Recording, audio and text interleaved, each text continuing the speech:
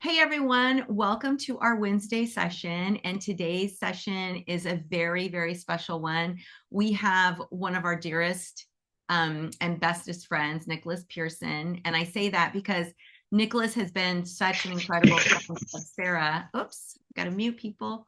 He's been such a great friend of SARA for the past, oh my gosh, like 6 or 7 years since we met him. And Kathleen and I met him back in Florida. I'm not sure if everybody knows that or not, but we met him back there. I think it was 2018 or 19. But anyway, we met Nicholas a while ago. He supports us through donations. In fact, the fundraiser that he's doing this weekend, this is kind of a precursor to that. He's donating 50% of the $125 fee. So that's incredibly generous. We're so grateful to him for that. But he's also one of our most valued board members. And not only that, so I'm bragging about him, about SARA, but he's an award-winning author and a Reiki teacher and a Reiki scholar, which is why this course that he's going to do, or the session that he's going to do, is going to be so wonderful for all of us, because he's done a lot of research and he has really good friends who have done really deep research. So what he has to share is going to surprise you all. Some of it's brand new that's coming out. He's trained in many different traditional styles of Japanese Reiki and non-traditional forms of Western Reiki. He's also a certified medical Reiki Master and a member of the International Association of Reiki Professionals. He is the author of the very popular Foundations of Reiki Ryoho, which is available in English and Italian, and the author of Crystal Basics and his latest book, Crystal Shields for Psychic Self-Defense. And I'm hoping Nicholas will come back and do a talk with us on that. And he also has many other wonderful books. He offers training in crystal healing, flower essence therapy, and other esoteric topics, including regular Reiki classes and animal Reiki classes. And he teaches in the United States and abroad. So without further delay, I am going to turn it over to you, Nicholas. Well, thank you so much. I'm so glad to be here with all of your shining faces. Seeing so many familiar and new names and faces is just so humbling. So I'm really excited for this opportunity. Leah and I have been trying to get our cycles to sync up forever, it feels like, but here we are, and we're going to give you a little sneak preview of what's coming this weekend. So we've got this two-part masterclass. I promise the whole thing is not a sales pitch. That's not my style. You guys probably know me well enough to know that, but if I don't say the details while they're in my head, I'll never tell you when it is. But it's a two-part class. They're two-hour sessions, this Sunday and the Sunday after. They'll be recorded, so you get access to that. I will every time I do an iteration of this class, I always update it to have the best and most current research available, even if that means looking at things that contradict one another, because we have to find that space to navigate. And that's kind of one of the things we're going to talk about today, is some of our like myths and misconceptions about the symbols, how this idea of symbol versus mantra evolved. Scarcely more than a week ago, some new documents related to Usui Sensei's life also appeared. So we're gonna talk about maybe some implications from that on the topic of the Reiki symbols as well. So I don't know, Leah, are you gonna like take point and ask specific questions, or do you want me to ramble? Well, I think, why don't you just start with our first topic, and I put down my notes for a second, so I apologize.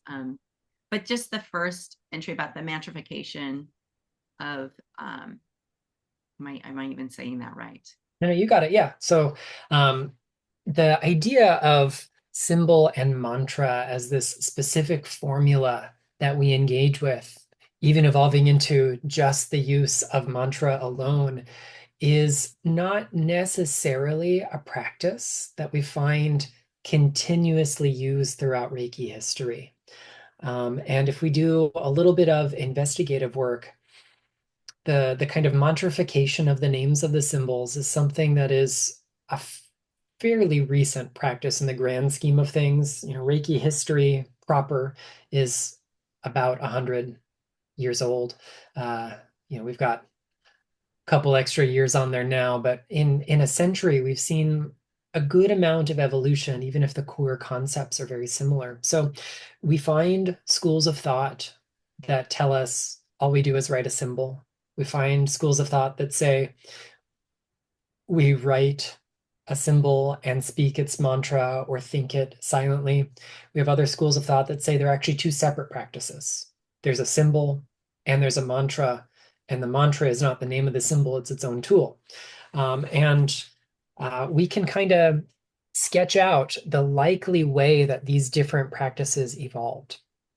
So far as I can personally reconstruct from my research, from what I've published, from what I've continued to learn since then, it is very probable that of the three second degree symbols, two of them, at least as Hayashi taught them, had no spoken counterpart.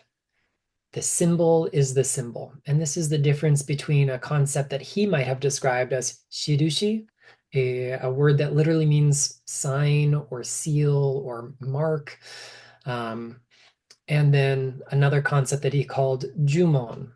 If we find those characters and we pop them into a translator app, we're probably going to get a translation that looks like spell or incantation. And that's maybe a little bit more mystical than Hayashi Sensei was trying to get across, but it is the idea that there is a linguistic component to it. And when we look at the first two symbols side by side with the third one, it's pretty evident there's something different about these two categories.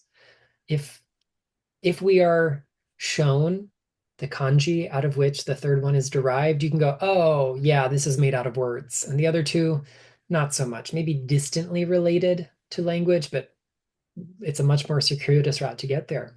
So probably, at least as Hayashi taught the application of the symbols, the first two, the power laid in drawing them only. So we've got our first one. We might know that as the focus symbol, the power symbol. We might know it by a number of other names.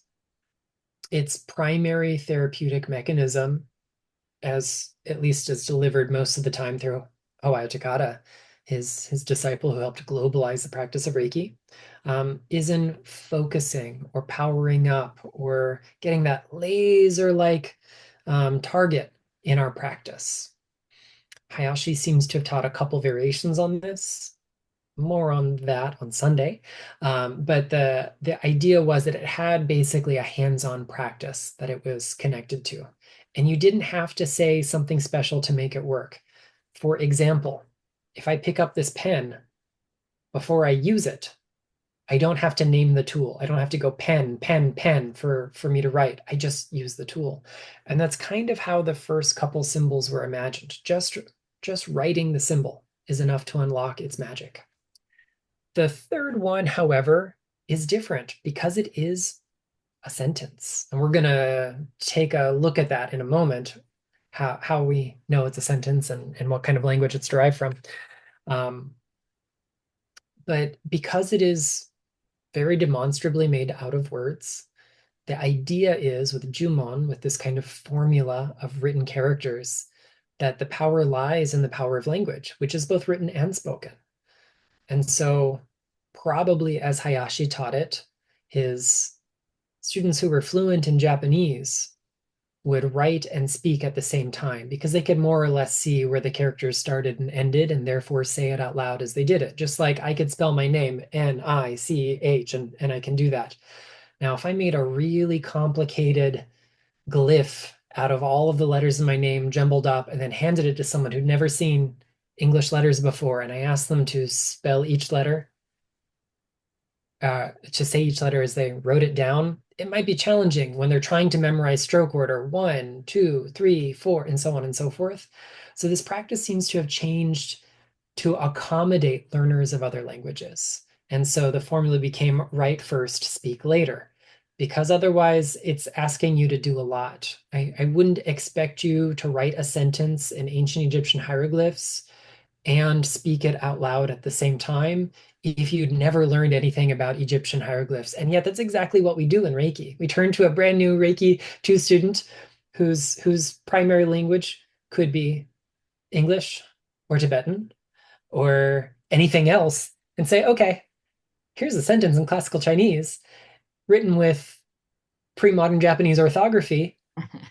Let's let's write it down repeatedly. Let's use it in our practice. We have to, be kind to ourselves, be kind to our students, to our community, to our learners. And so I think it's a healthy adaptation that it became a kind of call and response where the written part was the call and the spoken part is the response. The challenge here is that as Hawayo Takata originally would have learned the three symbols, each one related to a specific treatment protocol. Sure, there's a little wiggle room, there's room for variation, people innovate. I'm sure that was happening back then, but the protocol looked different for each one ever so slightly. So we're going to work our way backwards. The third one obviously has a spoken component because we say the words we're writing. On, ja, ze, sho, nan. We say those. Okay, great. So I'm going to write a thing and I'm going to say the same thing. Perfect. I can make sense out of that. The second one, our mental emotional symbol, our harmony symbol, sometimes called the psychological symbol. The primary function of this is in treating behavior, treating the psyche, treating the mind. And the therapeutic practice, like the ritual for its use, the treatment, involved writing a symbol, holding our hands in a specific place, and then we would say something. We didn't actually say the name of the symbol. We had a little formula, a little, not quite an affirmation. It's more like a command.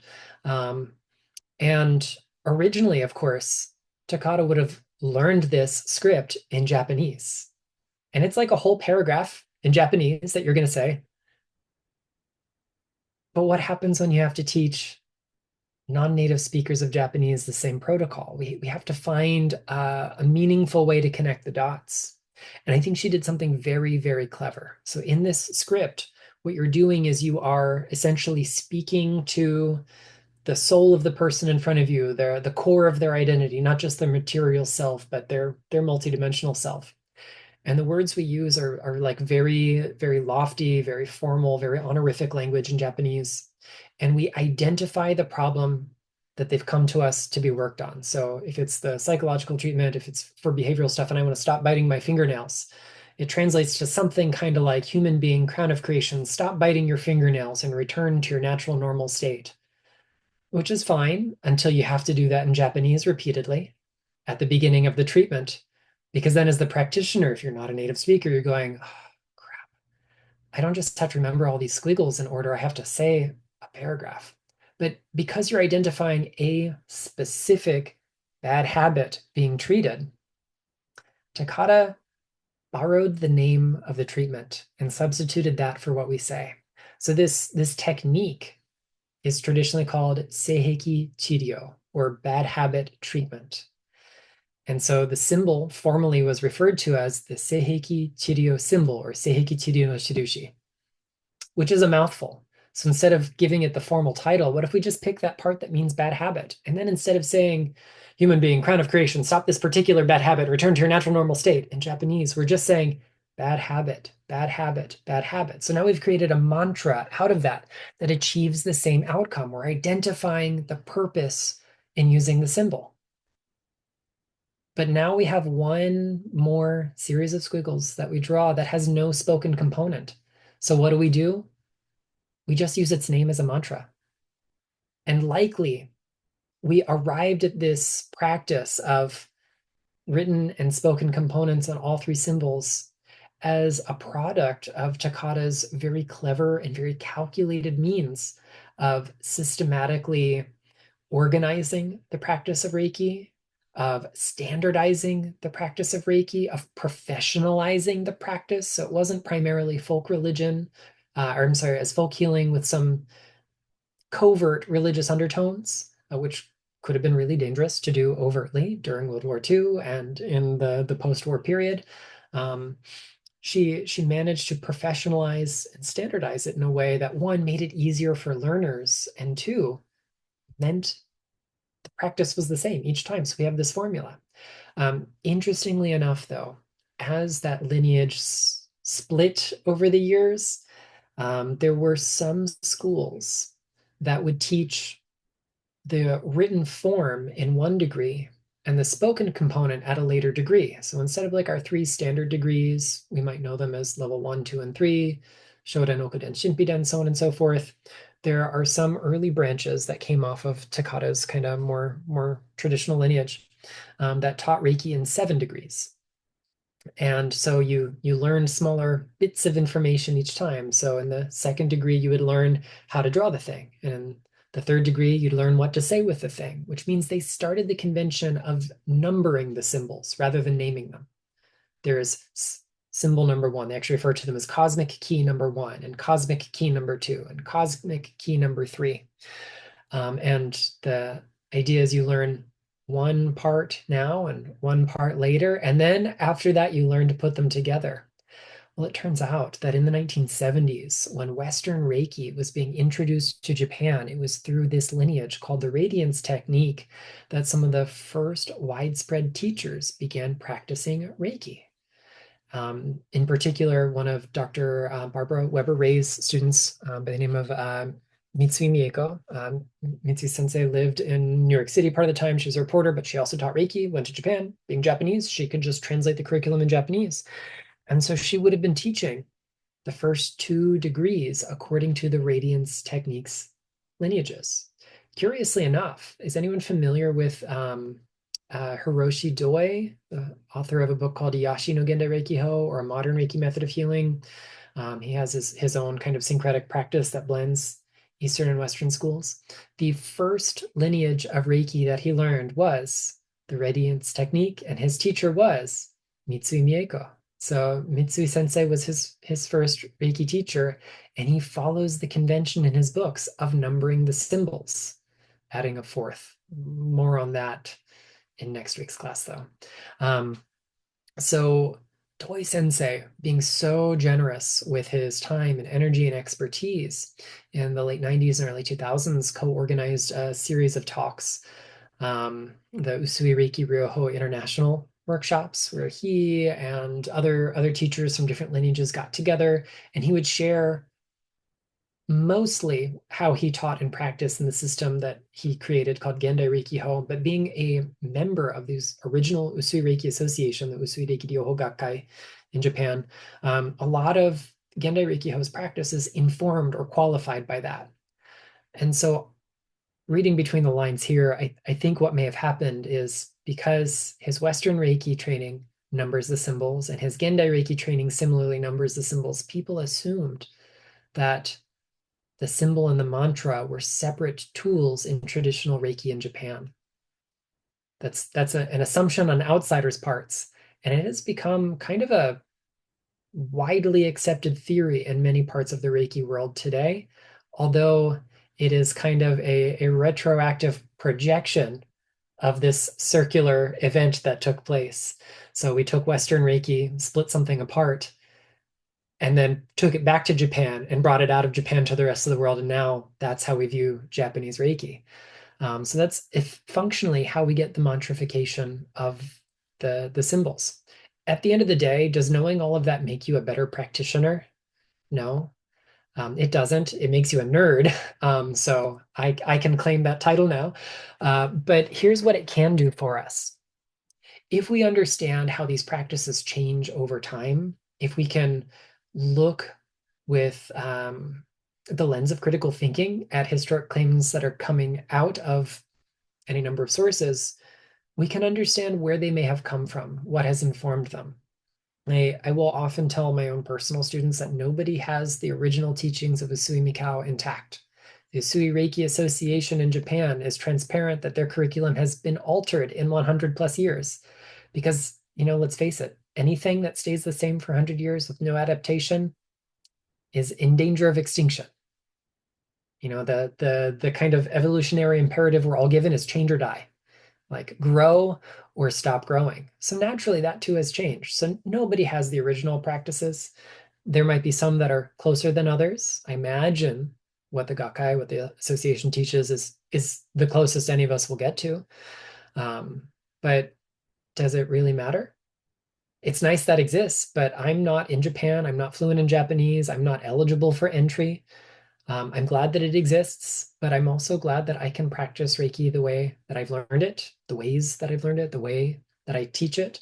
And it's perfectly acceptable to use mantras, to use symbols, to use them as two sides of the same coin. it's okay to use them as two separate tools that are linked by common rhetorical goals, as long as we understand that it's a recent invention instead of trying to claim it as being historical when it is not. So I think that's my 2 cents on that. In the class, we will explore exactly the names and mantras and what they mean and some other layers to that. I'll put a link to that too in the chat. And then, so the next topic that you were going to share on that I'm really excited about is the myth that the symbols appeared to Usui on Mount Kurama, and the other popular story that he found them in Buddhist sutras. Yeah, this is one of those things that I think. So for those of us who aren't familiar, because I think it has kind of fallen out of fashion in a lot of Reiki communities. Hawayo Takata shared a kind of mythic parable of the history of Usui Sensei, who she usually referred to as Dr. Usui, and her teacher, as she referred to as Dr. Hayashi, and then also her own life story was woven into this. She described Usui's quest for healing, specifically couching it in terms of trying to recapture or recreate, recontextualize the hands-on healing, the miracles that Christ performed, suggesting that he was the president of Doshisha University, a Christian university in Japan, although one of her 23 or more Reiki Master students has gone on record to say that she never heard Takata Sensei tell one story the same way twice. Every time you heard a different version of that story. So we also have to remember what got written down, what got recorded this one time in a class in 1976 may not be how her other students learned it. So in some versions of this mythologized history of Reiki, Usui being unable to recreate Christ's miracles by studying the Bible, he looks to an older tradition and he finds Buddhism. So he studies the sutras. And some kind of poetic retelling suggests that he found the formula for creating initiations, the formula for the hands-on healing, and the symbols themselves in the sutras. And in others, he tried all of those practices and asked Buddhist teachers who said, well, we really focus on healing the mind. And that largely is true and in a big part of contemporary Buddhism today. Um, but it wasn't what Usui was seeking. And so then he goes to Mount Kurama, he meditates for 21 days, and at dawn on the 21st day, a great bright light zooms from the universe, reaches his head, and he feels the transmission of Reiki from the universe. It is also said in some of these retellings by Takata that the symbols appeared to him in balls of light or mystical bubbles of light, and that is the origin of the symbols. The challenge with that, of course, is that um, we can see context for where the symbols come from. And this is where some of our recent Reiki research, recent publications don't necessarily agree. We know that the symbols are one of the defining features that make Usui's Reiki therapy different to contemporary ones. He was not unique in creating a hands-on healing system in this time frame. There were others that even used the word Reiki or Reiki Ryoho, Reiki therapy, Reiki healing method. So what makes his different? There are three primary factors. One is the initiations. We don't see the same kind of initiation in most other schools. One is the use of the emperor's poetry, something I'm actually writing about right now. And then the third are these symbols. The challenge here is that, again, if we turn to, for example, the writings of Hiroshi Doi, he had a book that was originally published in, I want to say 2013 in Japanese, that was only translated in the last couple of years into English, called Gendai Reiki Ho, not to be confused with Iyashi no Gendai Reiki Ho. They are different books. But in this recent translation, there are a couple of footnotes with Doi Sensei's commentary on some statements he's made about the symbols. And he says that according to his personal research and the personal notes that he's been shown taken by students of Usui in the Association of Japan, Usui may have only taught one of the 3 second degree symbols. And Doi qualifies, he only taught this symbol to folks who needed it. So if you enrolled in the second degree, you didn't just automatically get taught three symbols. If when doing the long distance healing treatment called Enkaku Chirio or remote treatment, if you had difficulty connecting to the recipient, so he came up with a tool that helped you do that. He offered training wheels to help you achieve the state of mind to perform this technique. The best research can also show us where exactly he borrowed that technique from. That's something we'll talk about in the class as well, but it was already in existence. Some iteration of it was already in existence before he began teaching it. So if we know he didn't use two of the symbols, or if we believe, according to these footnotes, that he only taught one of them, and that one has a place in the historical record, it couldn't have appeared to him in a sphere of light on top of Mount Kurama. I mean, I suppose it could have, but probably because he saw it elsewhere first. Also, that technique is not derived from Buddhism. It is strongly inflected by what's called onmyodo, which is kind of a practice of like magic and divination. Think Taoist alchemy meets feng shui through a uniquely Japanese lens, and that's kind of what onmyodo would be like. And it was a popular method that was used by ninjutsu, or the art of ninja. The other two symbols, though, one clearly is derived from what we call a bija, a seed syllable. Literally, bija means like Buddhist writing, Buddhist letter, Buddhist character in Japanese. And these are kind of like monosyllabic mantras. And it has been simplified in a way to make it slightly less recognizable. If you put the original next to the Reiki version and you said, this is where we get it from, you'd go, oh, well, of course, that makes sense. But if you'd never seen it before, you wouldn't immediately go, hey, you know what? I think this is a distortion of Sanskrit. Um, so the idea is he took something inflected or influenced by, colored by esoteric Buddhism, but he simplified it and made it accessible to lay people. So we don't have to be initiates and or even practitioners of esoteric Buddhism. And then the third symbol, when we unpack the likely origins of it, actually has a really strongly Shinto inflected origin. Again, we wouldn't find Shinto doctrine or symbolism inside a Sanskrit text. It's also really silly to assume that the third symbol, which he did teach, which is written in classical Chinese, would be found in a Sanskrit sutra because it's Chinese and not Sanskrit. So this is where, when we look at those claims, they really break down.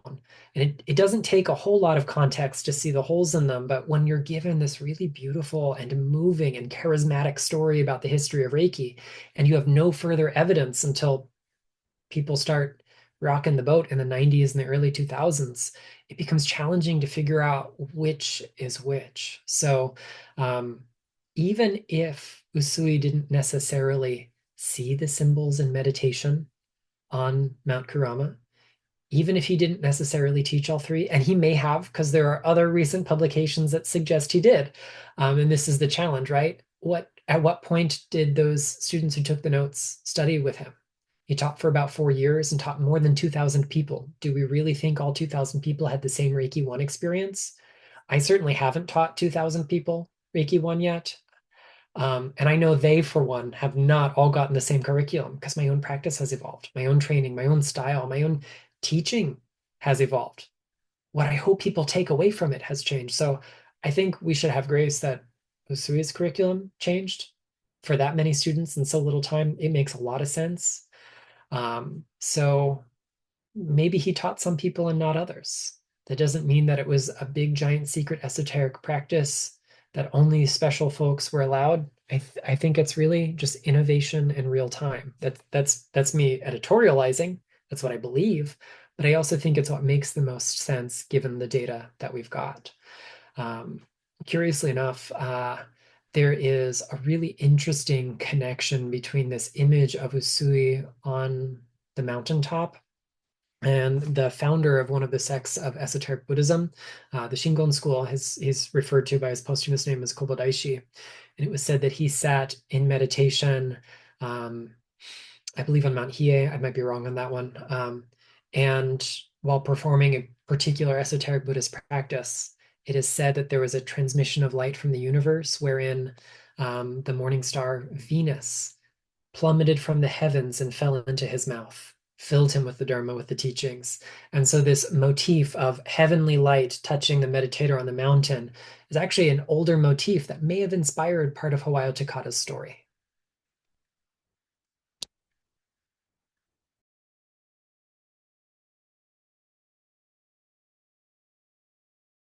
Sorry about that. I was writing that down. That's really interesting.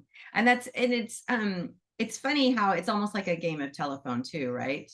You have to really kind of like what you're doing, kind of go back and then move a little forward and see how it could have evolved. But I loved how you said, like, we all evolve as teachers.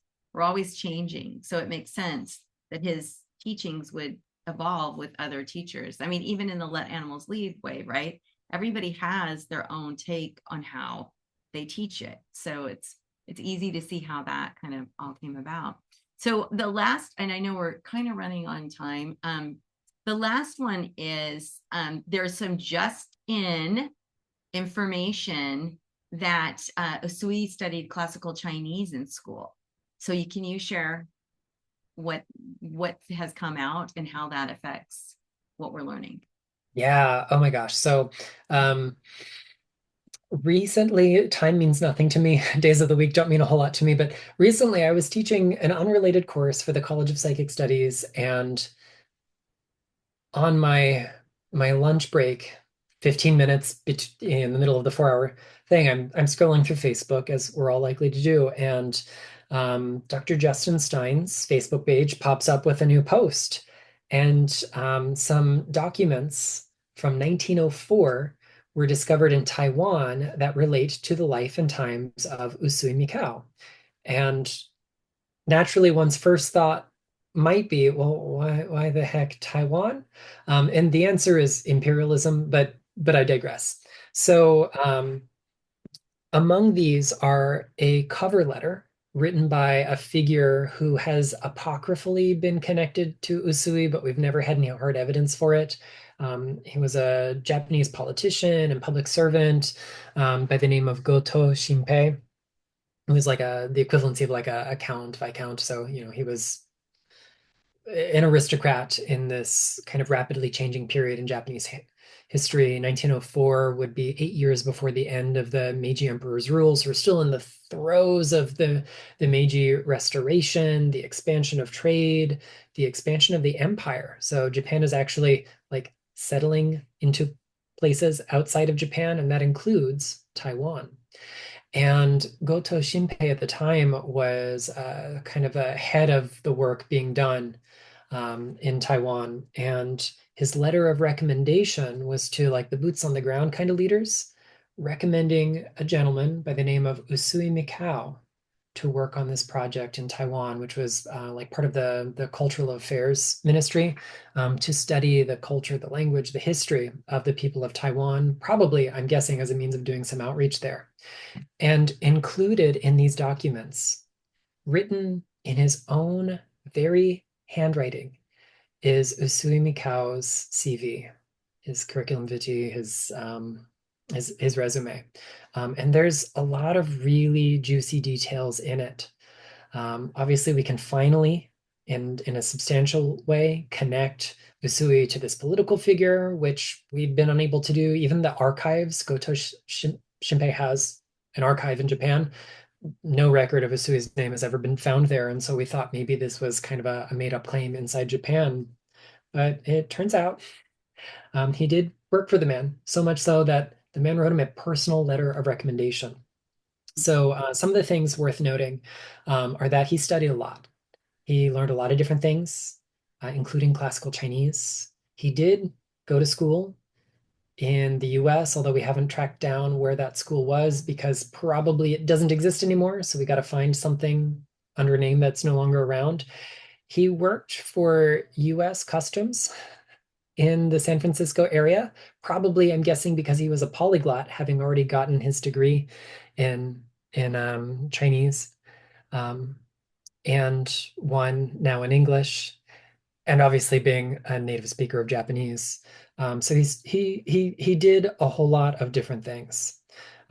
we can see that his studies in classical Chinese would probably lead him to be able to read primary documents that describe kinds of, we'll say, Taoist esoteric practice that involve the generation of these fuwen in Chinese, or these kind of mantric talismanic writing systems. It would also mean that he'd probably be able to read classical Japanese pretty well, because there was a period in history where the writing system was almost identical between the two, because Japan borrowed China's um, orthography system.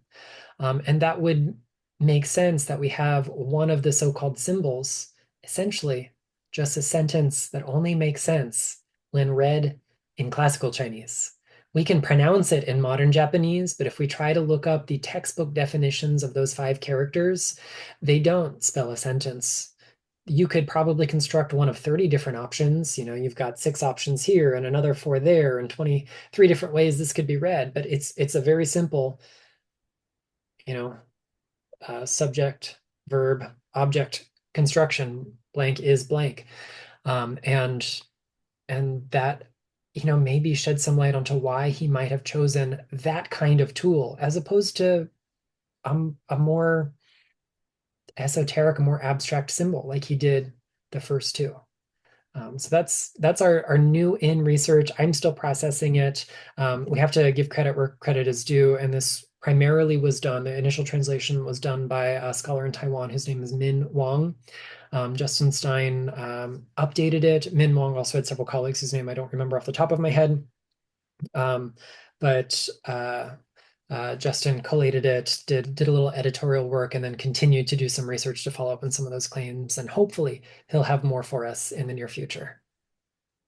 That's amazing. I'm so fascinated by that, because you've even made reference to that that we know that there are some Chinese influences in the Reiki that we teach. And so that's really cool how all these puzzle pieces are kind of fitting together. Not that we'll ever know the real story, but we get close to knowing what that story is.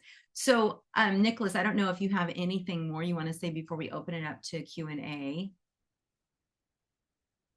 No, I think that's all I've got, but I'd love to do Q&A. So if anyone's got questions, please feel free.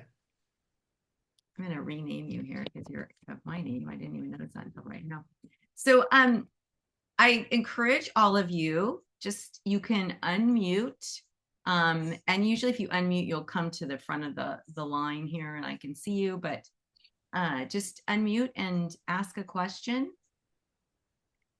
Nicholas is very generous with his information.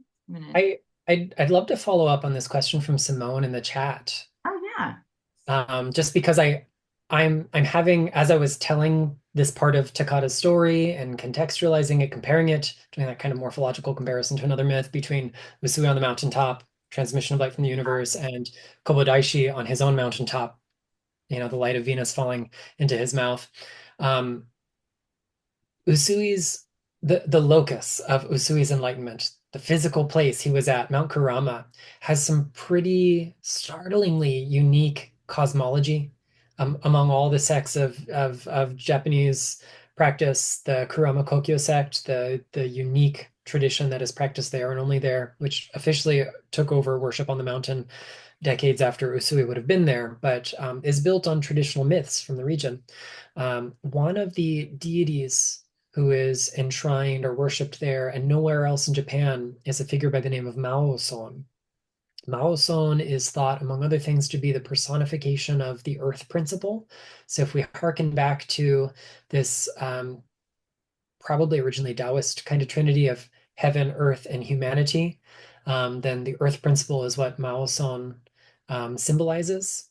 And he is said to be a manifestation of the Hindu figure Sanat Kumara, who descended from Venus to the earth.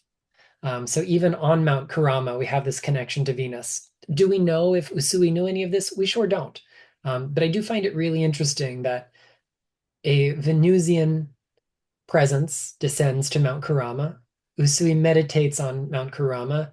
The mythologized story of his enlightenment recorded in part by his memorial stone, but even more, we'll say, embroidered in Hawaii Takata's version, is very similar to the story of Kobodaishi with the light of Venus falling into his mouth. So are they the same? No, but I feel like there's some kind of narrative there that maybe one day we'll do some more comparison of. Thank you, Simone, for that. And I know Simone had another question. I don't know what the Tao alchemy is. Yeah, so I'm definitely no expert in like the Taoist forms of alchemy. They have like inner alchemy, the Neigong, which kind of looks like our Qigong or Kiko in Japanese practices, kind of energy cultivation techniques. They also have external forms of alchemy that resemble classical alchemy in other places. This is not my area of expertise. I can say that some of these elements are probably where modern Reiki borrows from to reconstruct things like certain correspondences that the symbols have to different centers in the body, which would not have been original to Usui's teaching, our three diamonds, our three jewels, the three tanden. Certainly a model you find in Japan, not necessarily one that Usui taught explicitly. We have no evidence that he did outright. Evidence of other way around, absence of evidence isn't necessarily evidence of absence, but if we can't prove he did it, maybe we just accept that this is probably a later edition, even if it works. But I'm not a Neigong practitioner. I don't do the Taoist cultivation, so I can't really do much commentary on that. Thank you, Nicholas.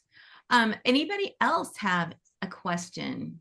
And this is a safe place, so just unmute, ask away. I'm so excited for this class this weekend because I took it when you taught it for the College of, what is it? The not psychic awareness, but College of Psychic Studies in London. psychic studies, yes. And it was such a great class. It's so informative. Nicholas has some really great handouts. It's really, if you are a teacher or you want to learn more about Reiki, it's just a really wonderful class, and it's a fundraiser for SARA. So we encourage you to sign up. And again, it'll be recorded. I put the link in the chat, but it will be recorded. And it's 2 Sundays, this coming Sunday from 10 to 12 Pacific, right, Nicholas? That sounds right.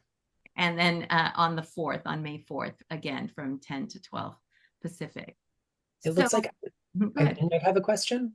Oh, yes, Yeah, don't. I have something to say. When Go I ahead. was teaching one of my Reiki II classes, one of my first ones, I had a student from China, from I think Cambodia, and the Hanshaze Shonen symbol, when I was teaching that, she said, "This is how we learned how to write, by how to draw that symbol, make a roof, make a door, on all the different parts of the symbols."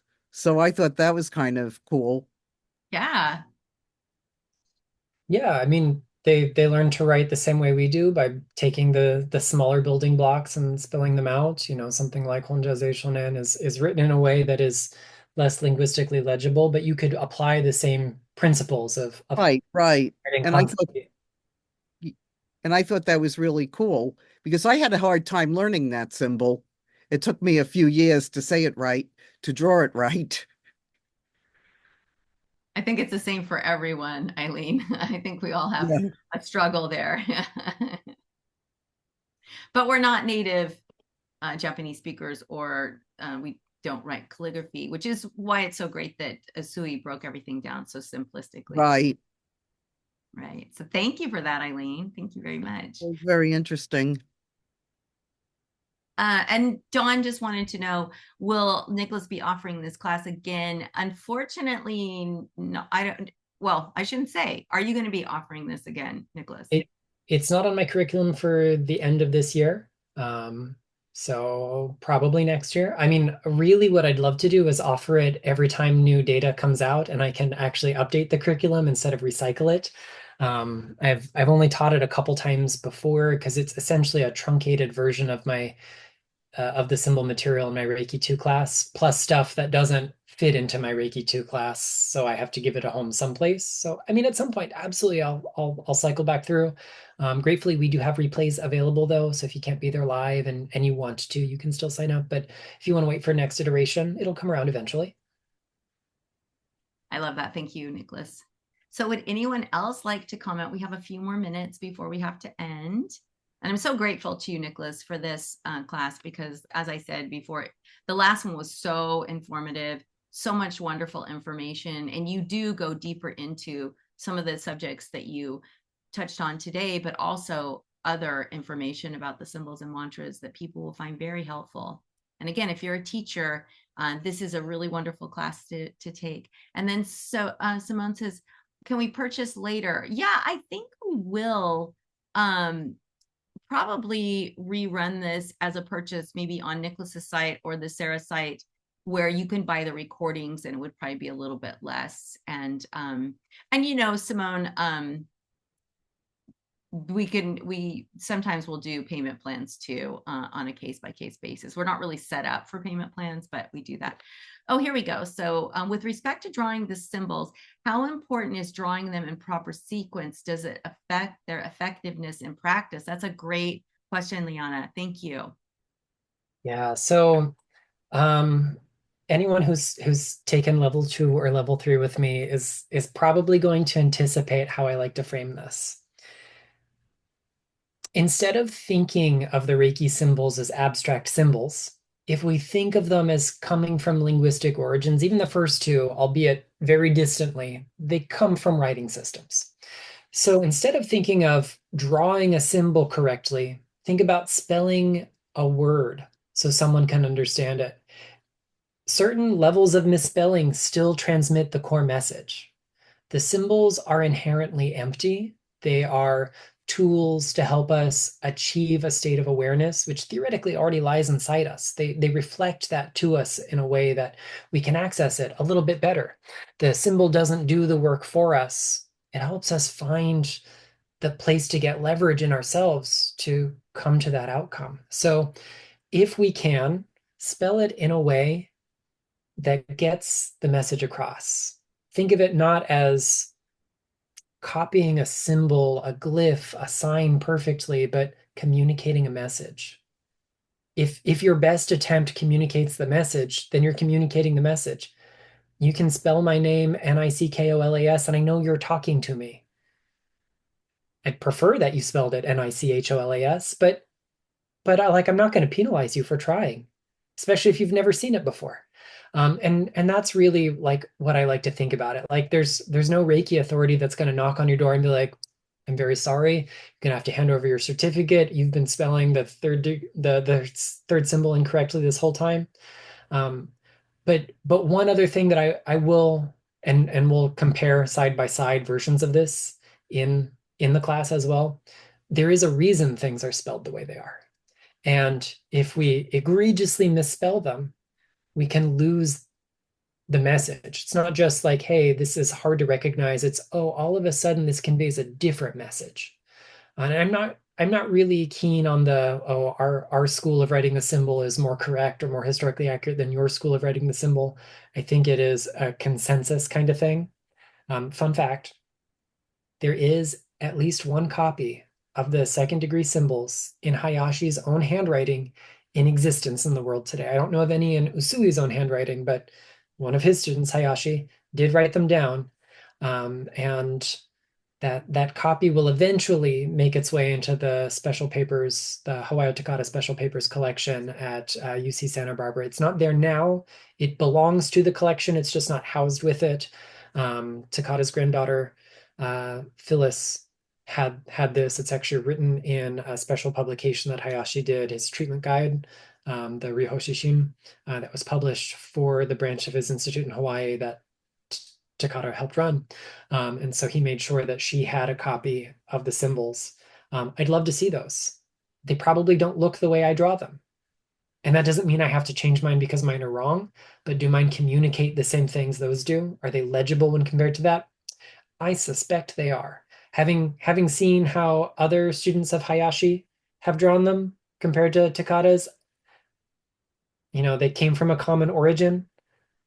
They're pretty darn similar. So I'm comfortable drawing mine the way they are. You can be comfortable drawing yours the way you do, but I think we should just aim for, are we communicating the right message? And then we're not really hung up on making sure horizontal comes before vertical and left before right and so on and so forth. It's, does this express something helpful for me? Thank you, Nicholas. And thank you, Liana, for that question. That was a really great one. So we have time for one more question, and Charisse has a really good one.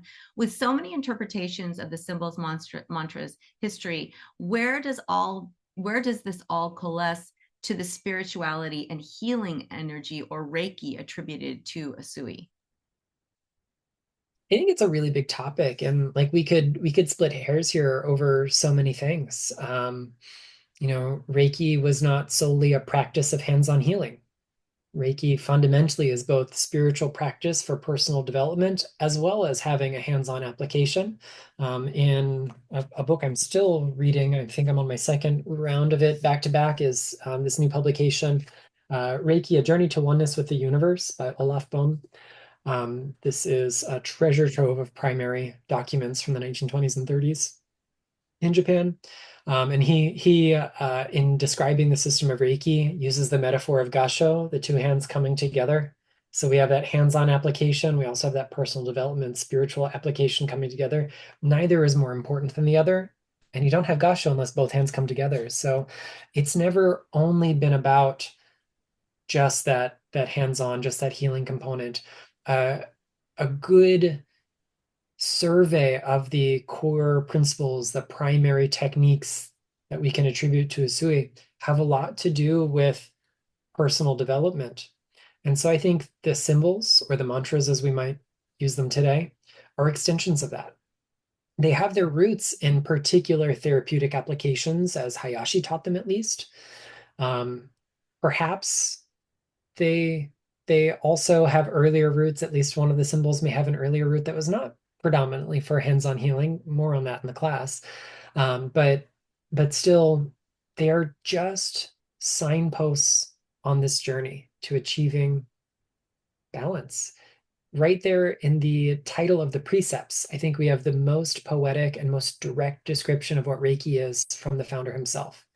The precepts in Japanese, which are over my shoulder. I don't know if you can see, but there's some glare on it. I've got them watching over us Yeah. at all times. But they start with the title Shofuku no Hiho Manbyo no Reyaku, the secret art of inviting happiness, the spiritual medicine for all illness. It's the art of cultivating balance, wholeness, peace. And when we do that, we feel better, whether that's physically or psychologically or spiritually, we do. So the symbols touch both facets simultaneously.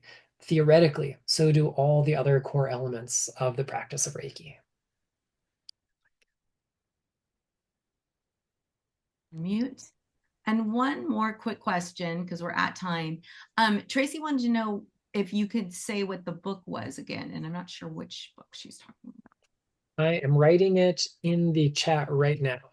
Reiki: A Journey to Oneness with the Universe by Olaf Bohm. It just came out, like literally just came out, maybe 2-3 weeks ago. And although it's big, it's got a lot of white space on the page, so don't let the size intimidate you. It's not a challenging read. Well, thank you so much, Nicholas. This has been amazing. It's such a great Yes.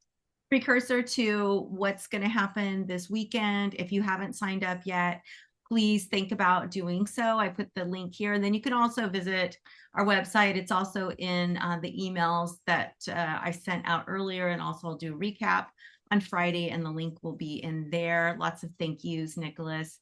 Thank you so much. And I hope you'll come back and talk about your book about using crystals for spiritual protection or spiritual self-defense. Absolutely, you got it. Okay, Yeah. thank you. Thank you, Thank everyone. you. Bye. Thank you. Thank you all.